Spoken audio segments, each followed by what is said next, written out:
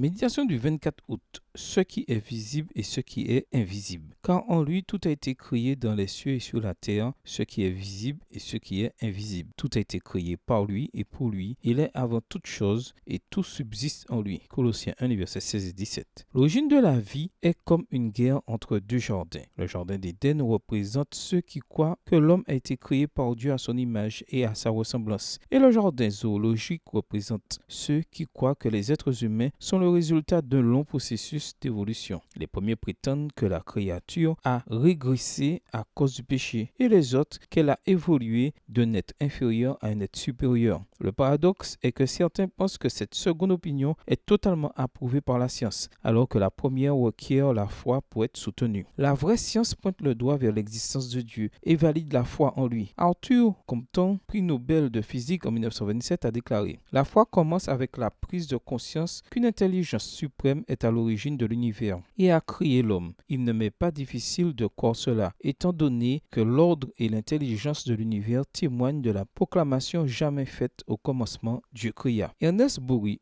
Chen, prix Nobel de médecine en 1945, a déclaré « La probabilité de ce que l'apparition des molécules d'ADN soit due au hasard est tout simplement trop faible pour être prise au sérieux. » Arthur L. Charlon, co-inventeur du laser, qui a partagé le prix Nobel de physique en 1981, a déclaré « Lorsqu'on se retrouve face à face avec les merveilles de la vie et de l'univers, on se demande forcément pourquoi les seules réponses possibles sont d'ordre religieux. J'ai besoin de Dieu aussi bien dans l'univers que dans ma propre vie. » Derek Barton, qui a partagé le prix Nobel de chimie en 1969, a déclaré « Il n'y a pas incompatibilité entre science et religion. La science démontre l'existence de Dieu. » Albert Einstein, prix Nobel de physique en 1921, a déclaré « C'est à peine si je trace les lignes qui émanent de Dieu. » Paul déclare que toutes choses ont été créées en Christ. Celui-ci est avant toute chose et toute chose subsiste en lui. Il est la main qui soutient les mondes dans l'espace, qui maintient dans un ordre parfait, dans une activité incessante, tout ce qui existe dans l'univers. Il est la main de Jésus clouée pour nous sur la croix. Extrait du livre Éducation, chapitre 14, page 116. Bonne journée à vous et que le Seigneur vous bénisse.